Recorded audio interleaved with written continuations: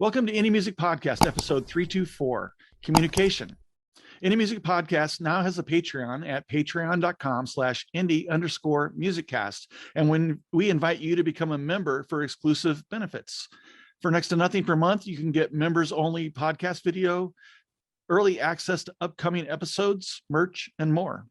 This morning, Matt and I get together for coffee and talk about communication in general, as well as different platforms and the various reasons why we choose to use one or another.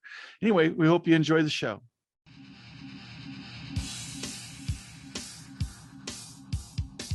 Good morning, Doug. Hey, good morning. How you doing, man? I'm doing good.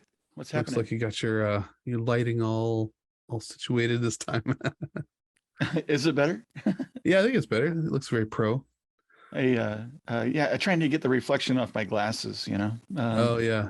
So There's a thing that's bugging me now, and once you notice it, you can't unnotice it. It's like the thing when you're watching a show or whatever, and it's usually TV shows, when you can tell when their coffee cup is empty. Yeah. And they're pretending to sip out of it, and there's no weight to it. There's clearly no liquid in it. Well, sometimes you'll find that people are just wearing frames with no glass in them. Oh. And it's like a look, right? Because then you don't have to deal with the reflections of the studio lights and worry about if you're going to see the camera in them. So it's like they're probably wearing contacts, but with free glasses. And once you notice it, you can't unnotice it. It's just yeah. I'm not sure why I'm actually wearing them right now, because I don't really need them to read during what we do, because I never have ever written a script, better, of course. But in the intro, though, I do script that a little bit. Obviously, if you watch the videos, because I absolutely, it's ridiculous. I got it. Are you implying that our banter is completely unscripted? Our banter is unscripted, and the whole episode is unscripted. The whole episode except the intro, because I don't like to memorize stuff. So I'll bet that's the first time anybody realized that this is all unscripted. Oh, yeah. Yeah. It's so smooth. It's a little known fact that we just make this shit up as we go. Oh my God. How are you, man? We didn't really talk much this week. No, I was avoiding you. So. I don't blame you. I wasn't in a good mood. Oh, it's kind of a tough week. God, my wife turned to me on Monday night as we were watching a basketball game and then watching a show. She turns to me and goes, "Man, it feels like I can't believe it's not Friday." And I was like, "Wait, it's not Friday?" Or I swear to God, Monday night we thought it was Friday, and it was so disconcerting. It just set the tone for the week. Like every day felt like it should have been Friday. Anyway. Yeah, my week actually kind of flew by. And this is going to just kind of segue naturally into our topic. And but you ever feel like you're the middleman in this whole in a communication process? Sometimes, yeah. And we're it's like situations that could better be served by people just talking to themselves, to each other instead of through you, but yeah, if you know what I mean. Yeah, my wife gets that when my mother-in-law calls and says, "Hey, have you talked to your brother?" She's like, "No, why don't you call him?" What are you asking me about him for? And my mom will do that too. Yeah, it's funny. It's like, just cut out the middleman. Call them yourself. What are you talking about? Yeah, it's like, group text messages are good, if you want to keep people in the loop, or on Slack channels and things like that. And but still, there's this tendency to be low tech, and then and to end up being a middleman right. is just kind of a what's a good word for it? It's a little bit of a pet peeve of mine to be in there, and I need to give people grace. Yeah, you have to say, is this a real problem, or is this just a me problem? Yeah. Right. Yeah. Yeah, I But got one of those, which is like that's like a new thing I've been seeing, which is like I'll get an email that I just got, like a group email that I just got, but at the top it says plus so and so, like they've replied all and added some more people, and then instead of just sending it to the new people, just saying plus this team or whatever at the top, so right. that everybody knows that you've added more people to this lengthy email chain.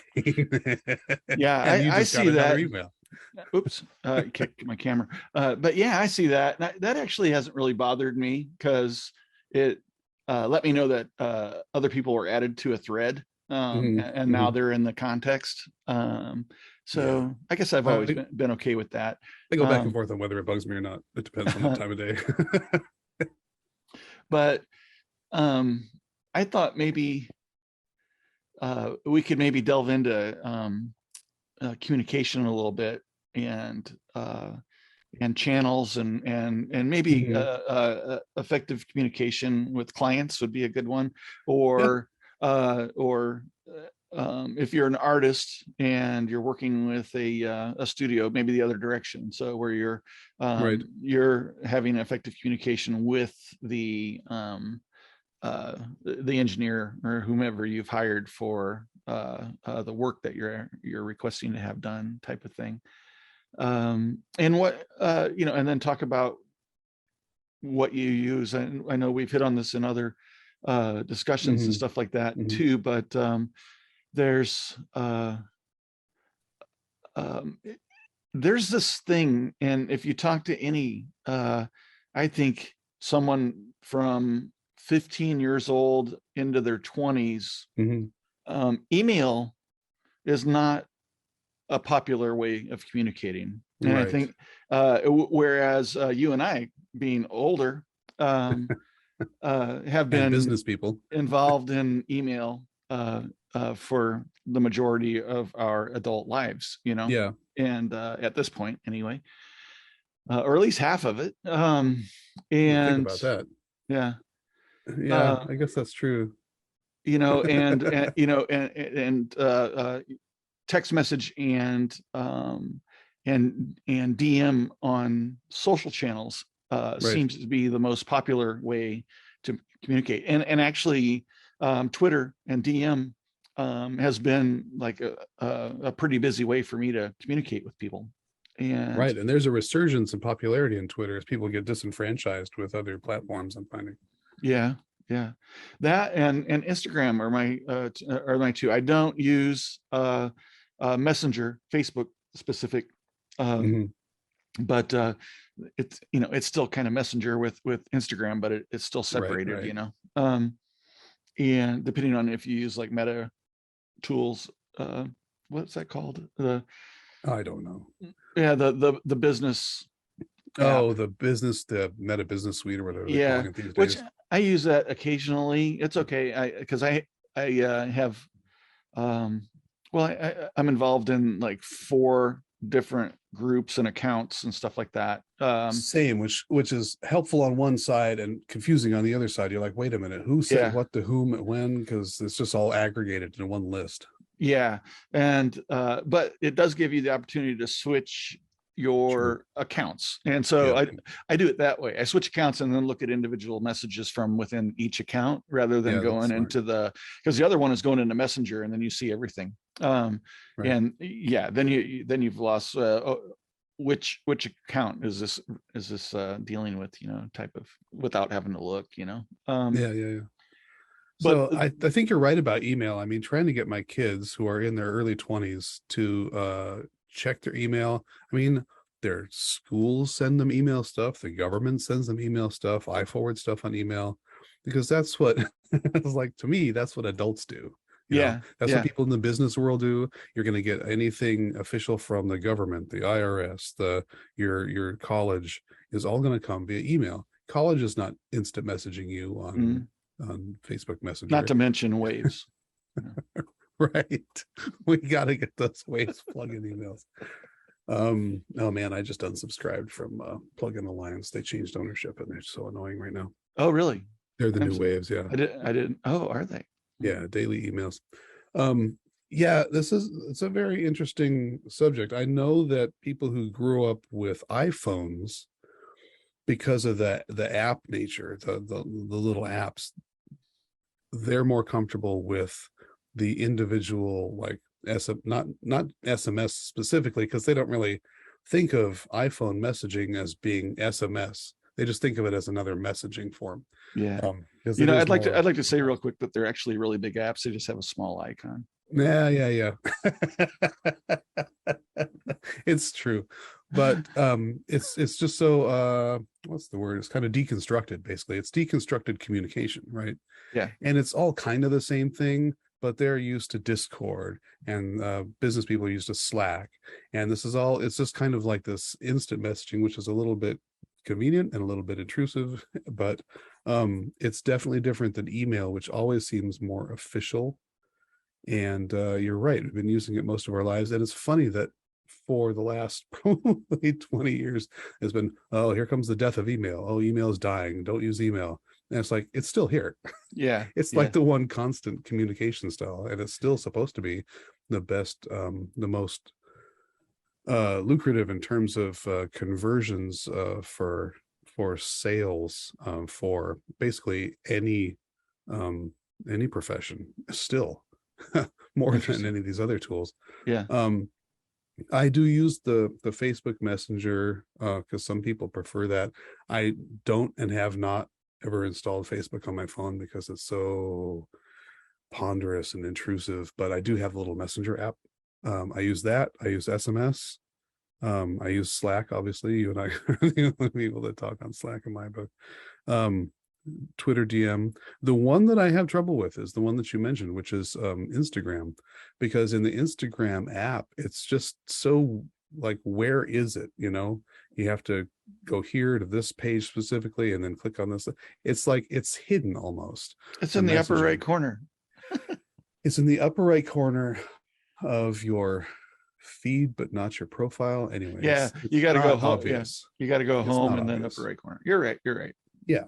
And sometimes you'll see the notification and sometimes you won't see it when they reply. Anyway, I find that one to be the least useful, but I do get messages there. In fact, somebody messaged there right now. It does get weird.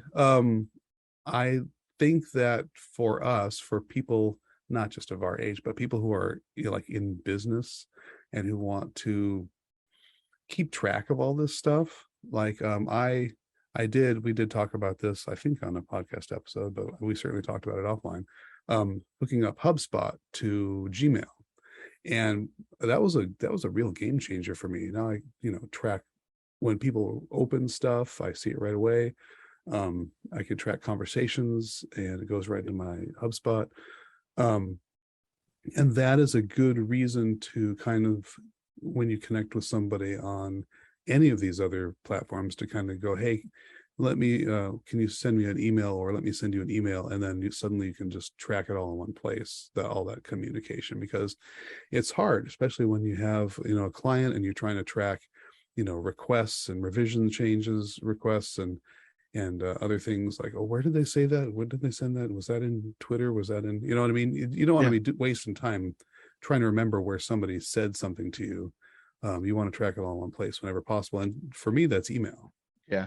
And, HubSpot will, it's just that I don't believe you, and I know I am not on their marketing pro plan, and which is sadly, really expensive. really expensive. And it's the lowest tier of their plans that allows you to connect your social chats to your customers, to where you could have all of those conversations tied to a customer in one place, like you do email, and but I take that back. I do actually have a connection to Facebook and Messenger, and I do get notifications when I have a message, and I can respond, and in the HubSpot app on my phone to Facebook messages. I don't think I've tried that. And I'm not sure why, I have that, but I remember setting it up. I've had that for a long time, from when I originally started using HubSpot. It does And have a lot of integrations and available. I think we were mentioning HubSpot here because it's really based around having effective communication and being able Yeah. to understand conversations and customers and things like that. So HubSpot's definitely relative to communication. And being able to, it's a CRM. So Mhm. it's about your contact relationships and those Mhm. conversations and things like that, which is all about communication. Um, but anyway, so I like if I get a messenger notification, I also get a HubSpot notification for a message, and and that kind of drives me nuts. So a little bit Yeah. of, when you get overload of notifications, Right. um, I don't know, that makes my ADD go nuts. Okay, because Yeah. with the little red Right. notification icons on my, and I haven't been able to get rid of them for a couple months now. They just Yeah. keep, but so because I really don't want to have red dots on my phone. Um, That sounds a little bit ADD. That's funny. But I mean, I don't mind. I send an email and I hear a little bzz, and I go, okay, they opened my email. yeah.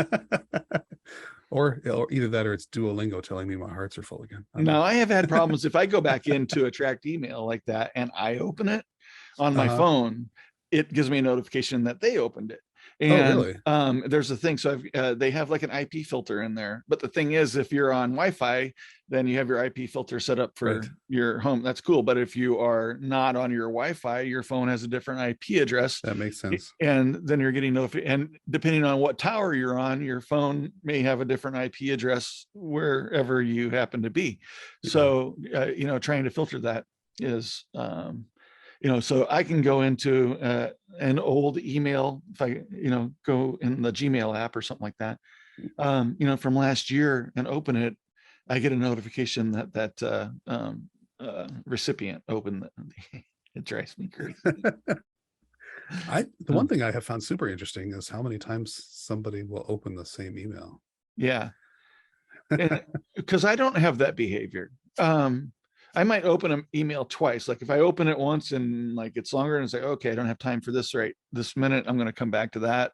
I'll flag it and then go do my thing. And then I'll come back and I'll do the longer read. So you might see me, if you're tracking your emails to me, go in and read a couple times. But sometimes I see people like 5, 6, 7, and that's not my newsletter. I wish I could get people to open my newsletter. Oh, I got to send out a newsletter. Me too. I'm just waiting on some things to happen so I have some news, I got to stop thinking of it as such a big deal, I think is the problem. It's not a big deal. It's just another email. Just another email. Yeah. But yeah, that's interesting. No, I do the same thing. I'll either leave it unread so I know it's there waiting for me, or I'll open it and then I will go, okay, this is important. I'll respond to that later. And I don't want it to get lost. So I'll star it or whatever. So it sits in my little starred email section for me to respond to. That's just how I do it. Yeah. So really the email side for me is sending and receiving of deliverables. Sending and receiving of like estimates and invoices.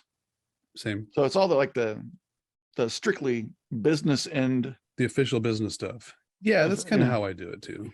But then all of the conversations that occur about the production kind of leave email and go into various forms of other messaging, whether it be text messaging or instant messaging. That's the same for me, because those are more immediate. They're like, hey, did you send this, or did you want to do this, or whatever? Because it just seems like a more informal, immediate conversation. Yeah. So yeah. And then cold contacts come in through email. So that's like off my website or something like that, where someone's inquiring about services, or using my contact form. I also have you can contact me on my website via a chat button, and which is really nice. I like that integration with HubSpot. So do people do that? Yeah, no, I have that set up. Yeah, but it's never happened.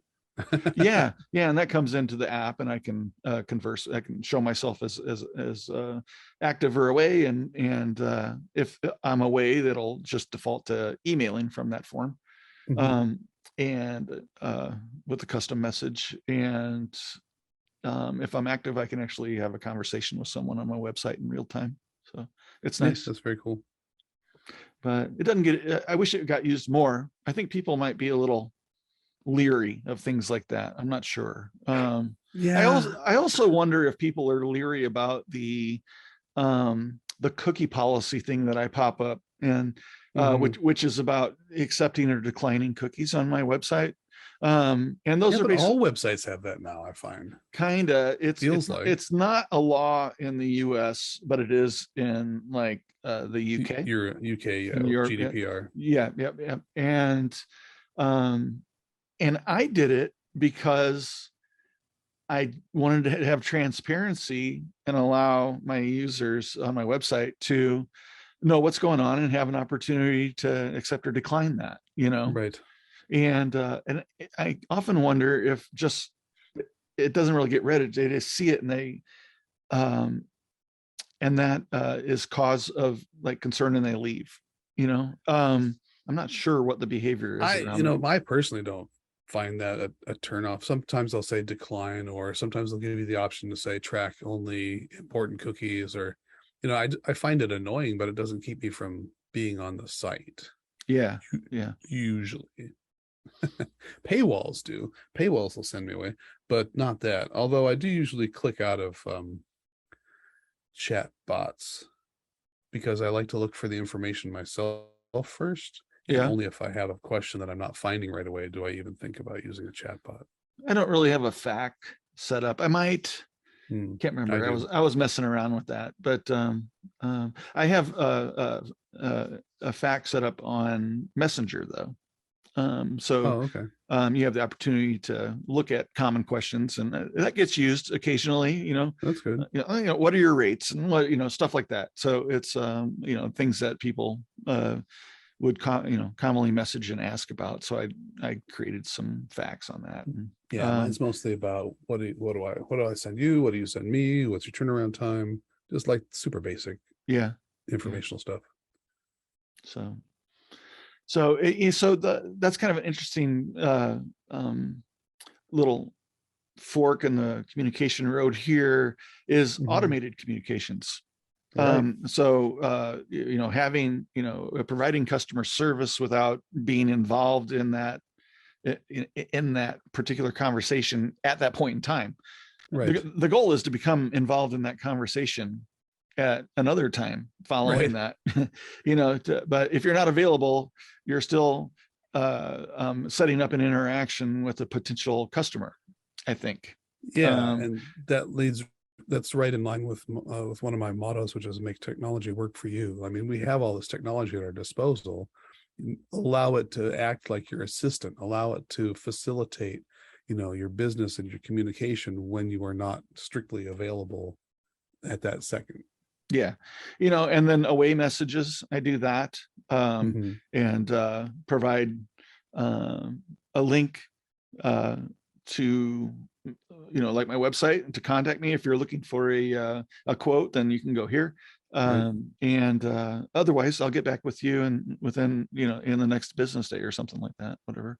But I have pretty long hours. I think I open up messaging at like I don't know, 8 a.m. and have it on until 11 p.m.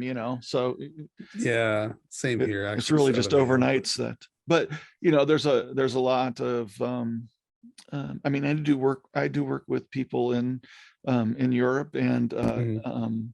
well, in the same time zones, but internationally. So they're that are do have staggered time zones from Right. me. So that does serve a purpose to at least respond when. Well, that's a super important point, which is that you know, apart from just being, a team of one person, you're also dealing with, international time zones, and 7 o'clock to me may be, 10 o'clock to you, or vice versa, right? So Yeah, Yeah. You can't always be there, even if you have, even if you're on your phone or your computer almost every waking hour of the day, like I tend to be, unless I'm running errands or doing yard work, I'm pretty much available. But yeah, I don't know. Most people I know are in contact with are not in my time zone. They're either in Europe or East Coast more often than not. So and I have to think about that. Hey, what time is it when I'm trying to contact them, and should I expect a message back anytime soon? So that's another reason to have, some kind of an automated system in place to facilitate communications, because the your person you're talking to could be 9 hours away from you, time wise. Yeah. Well, What's really interesting, though, I was going to say, is that to me, it's all the same. It's either email or something else, and the something else is just another form of instant messaging, regardless if it's Slack, DM, SMS, whatever it is. It's just some form of chat, yeah. some form of message. I think as far as communication and collaboration goes, Slack is like my favorite of all time.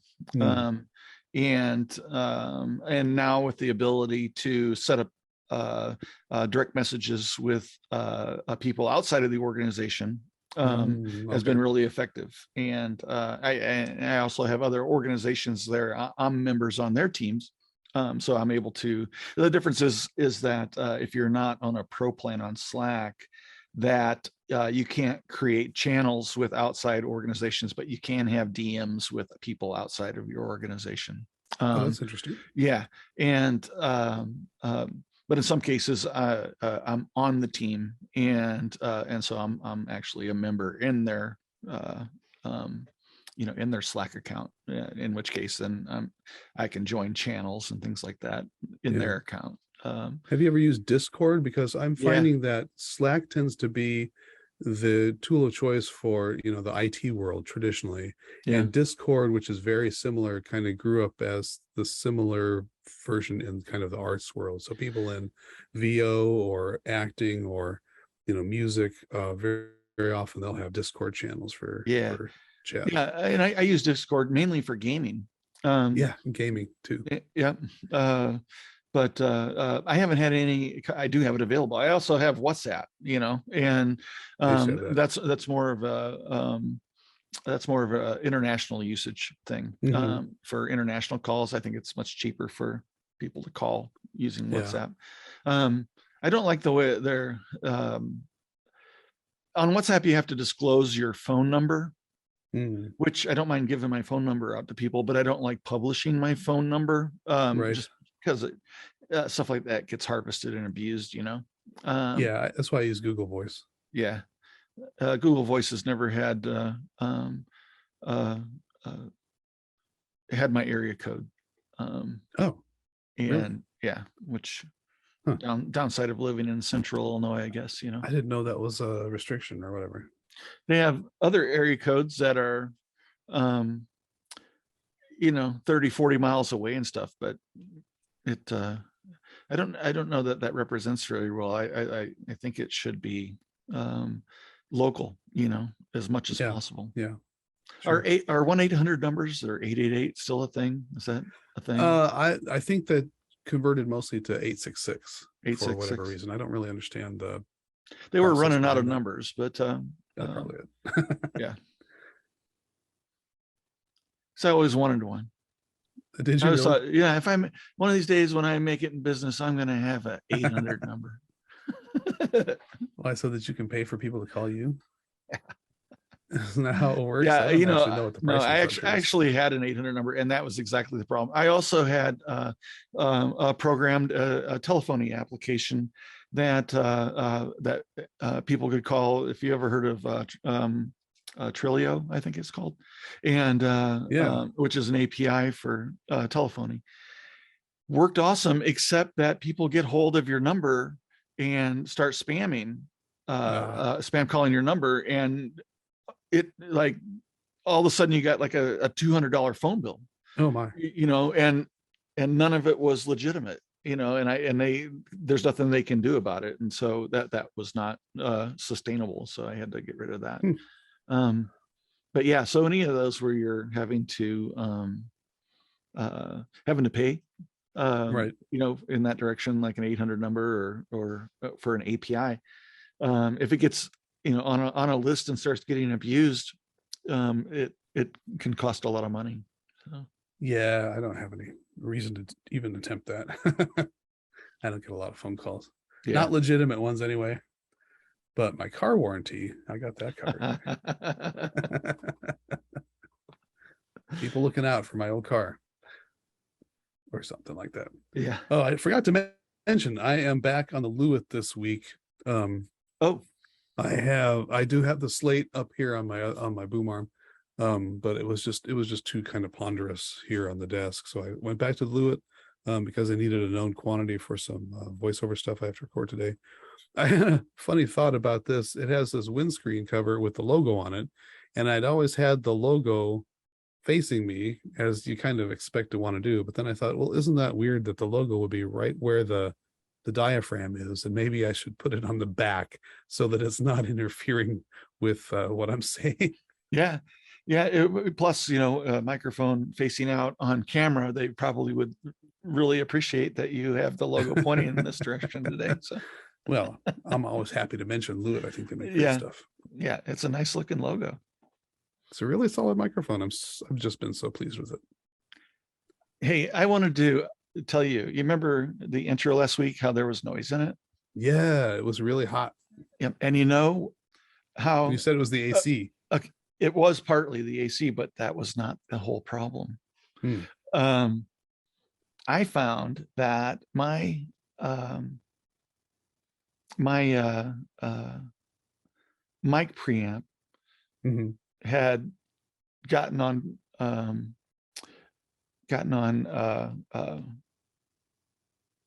48.8 kilobits. Oh, and my session is at 44.1. Oh, and that difference causes that higher gain. This has been the problem that I've had with the DBX. Yeah. Now the DBX is completely analog. It doesn't have any ADDA in it at all. And it may be that, but I was piping that or routing that into my Claret. Right. And I think that might have been the problem with the gain, was that the Claret was not in the same setting on, for the word is escaping me. The what the heck is it called? No, the kilobits of what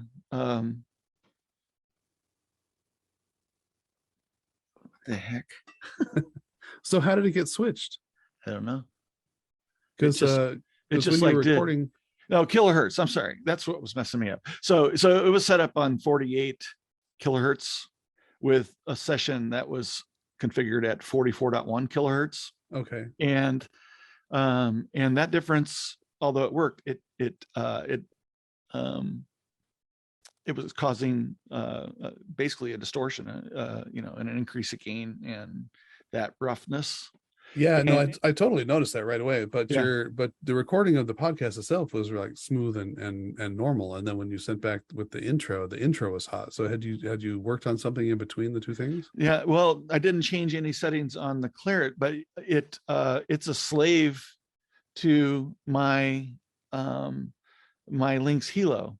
So if I think I switched to another session, and which was a 48 kilohertz session, and then I switched back to do the intro, it should have updated the Claret, but I don't think the Claret actually switched. Interesting. And I'm not sure why that was. I didn't notice it, but anyway, it now I know. Yeah, because there was a few times early on that you had some high gain and couldn't figure out why. Yeah. So now I think I'm going to go back and run into the DBX and try that again, Okay. because I actually liked the DBX better. Yeah, I like the way it sounds. Yeah. But I know that you took it out of the loop because you suspected that was causing the high gain, but now Yeah. we know it's a mismatch. Yeah, so I think it's a mismatch. You know, I did also just replace. I got a brand new world clock cable, which is how that's controlled. And but again, I don't know why it wouldn't switch down. So it switched up, no problem, but it didn't switch down. And so I'll have to, RTFM. yeah, exactly. I usually don't have to worry about it. You know, I mean, I just manually set that, because I mean, the only time I use the Claret or record is for the podcast, you know, so so I don't ever have to worry about it for recording, really. That makes sense that you wouldn't think to check it then. Yeah, but yeah, everything else, it just comes in, and I manually set up a session for whatever the whatever the resolution is of the file that's sent me, because that's the way I do it. It's just return deliverables in the same resolution that they're sent to me, you know. So that's just part of my process. I look at the file metadata and see what it was actually recorded at. So yeah, same. Well, anyway, I wanted to let you know. So everybody, sorry about the noisy intro and last week's I did what I could. I used Baby Audio's smooth operator to take out some of that high end, and did some EQ to try to smooth that out as much as possible. But Matt's like, you're not gonna like the intro, and I'm like, I did. I said you might want to re-record that. I'm like, nah, it's gonna fly. It's like, nah, I ain't got time for that. Not gonna happen. It's not gonna happen. Gotta change my shirt. Yeah, not gonna. Yeah. I think our listeners or viewers will give me the grace on that one. So at least we know. Anyway, I will see if that happens automatically this week. Yeah, and if it doesn't, then fix it. Yep. Well, thanks everybody for tuning in for another one of our episodes, that we totally read off of a scripted sheet. Could you tell? Could you tell? We had every bullet point that we had pre-discussed. Yeah. In fact, we pre-recorded the show and then overdubbed this entire audio. That's right. We're not actually here. No. We just looped it. Who is that character? And that it was like the computer AI guy. Max Headroom. Max Headroom. Yeah. And then they found out that it wasn't really an AI. It was just a dude and some fancy editing. Yeah. Good old Matt Frewer. Good actor. Anyway, have a great week, everybody. Thanks for tuning in. Thanks. We got 3 minutes left. Oh, we got 1 minute and 9 seconds. Oh, that's right, because you were late getting on. All right, people. See you later.